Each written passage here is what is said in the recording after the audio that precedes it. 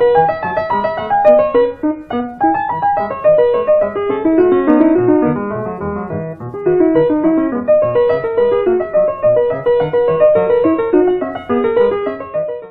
relationship among the sovereign government of the UAE, the leadership of ADNOC, and the IOCs has been successful and has made the UAE one of the most stable, dependable, affluent oil-producing countries in the world. Unfortunately, not all relationships between the host countries and the IOCs have been so successful. The expropriation of oil fields in Libya, Iran, and Venezuela, for example, have all brought political upheaval. Instead of prosperity and peace, mineral wealth in these countries has brought misery and lost opportunities to many of its citizens and financial losses to the IOCs. Regardless of the risks, as an operator, you will be driven to go where there are promising hydrocarbon indicators, and that could be any place in the world. If you decide that a promising place to drill is in a host country that has a current proven record of oil and gas deposits with the commercial outlets, you will most probably sign a contract to work with the local NOC. If you want to drill your wildcat well in a country that has no oil production, then you will probably find neither NOCs nor competing IOCs. In this instance, you will likely find that there will be no infrastructure to support your undertaking. You will have to do and provide everything for yourself. Of course, this might be a great opportunity for your company to discover a huge new field. In addition, because most sovereign countries want you to risk your money to make them an oil-producing nation, you'll find them very accommodating. Of course, you'll be taking more calculated, technical risks in drilling for oil where none has been found before. You'll also be facing political risks as well. It will be your responsibility to negotiate contracts that will not only accommodate your risks, but will also allow the government to withstand the political pressures and honor the contract after production begins with its ensuing profits. In other words, you want to make sure that your agreement is generous enough to justify the financial risk, but not too generous so that the government is forced to nationalize or expropriate your assets as soon as you start production. Let's recap. Inside the United States and Canada, surface rights and subsurface rights are owned by individuals, corporations, and state or federal governments. You will sign agreements and leases with the owners of the surface and subsurface mineral rights. Outside the United States and Canada, the mineral rights are owned by the state. To explore in these locations, you will sign contracts with a host country.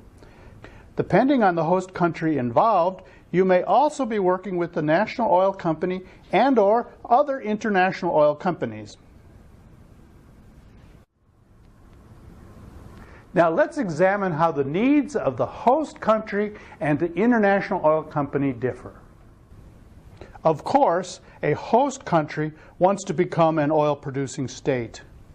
To become one, the host country usually depends on the international oil company to discover and develop its hydrocarbon deposits. In allowing the IOC access, the host country expects 1. Technical and managerial oil field expertise to successfully get the oil out of the ground and to the marketplace as quickly as possible. 2. Access to cash to finance the operation and a big percentage of the profits after commercial gas and oil is discovered. For political expediency, the host country wants 3. Preferential placement of its citizens in good, high-paying jobs in the IOC. 4. And implementation of a social contract to improve the country's infrastructure for its citizens. To be willing to go into a host country, the IOC offers 1. Technical and managerial oil field expertise to successfully get the oil out of the ground and to the marketplace as quickly as possible. 2. Access to outside financial risk capital in return for an equitable share of the profits. In addition, the IOC expects 3. Permissions to display a physical presence in areas with good hydrocarbon potential, and 4. A promise of an atmosphere of political stability to guarantee and support the business arrangements over the life of the oil field. The IOC and the host country must work together to make sure that the differing goals and objectives of both parties are met. By doing so, the citizens of the host country and the stockholders and investors of the IOC are placated, thus wanting to continue the relationship. For instance, in the UAE, not unlike other host countries in the world, the government and ADNOC advocate for more nationals in engineering and professional positions. This policy, called Emiratization, sets recommended quotas for the number of nationals an IOC might want to have on its payroll. Fortunately, the UAE also sees the importance of providing pools of trained, qualified staff to fill these positions. In addition to sending their aspiring students abroad to study engineering, ADNOC has also established a university called the Petroleum Institute to locally train men and women to become qualified oil field engineers and professionals. Because of this positive approach, now qualified local technicians, engineers, and professionals are actively recruited by the IOCs, not only for the UAE, but for other parts of the world where the IOCs have economic interests as well. A national oil company is an extension of the host country. Formed after the host country has developed and then nationalized its oil fields, the national oil company works to combine the goals and objectives of an IOC and its host country. Not only does it provide technical and managerial expertise and investment capital to explore new fields like the IOC, it also supports a commitment to good jobs for its citizens and the implementation of social contracts. Unlike an IOC, however, within its country, the NOC operates as a monopoly. It controls their country's entire marketplace. This lack of competition tends to allow the NOCs to become complacent, less aggressive in maximizing its potential, to be less cutting edge or innovative. They are less interested in pursuing and using the latest technologies with their inherent risks. The NOC is less interested in a mere monetary contract. They are driven to provide social contracts to not only improve the lives of its citizens, but to do so in a way that increases their own and the political power of the leadership of the host country. On the other hand, an IOC does not have the luxury of a monopoly and, for financial backing, must cater to the needs of its investors and stockholders.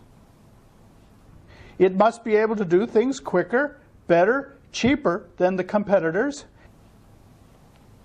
and still get the oil and gas market cheaply and effectively.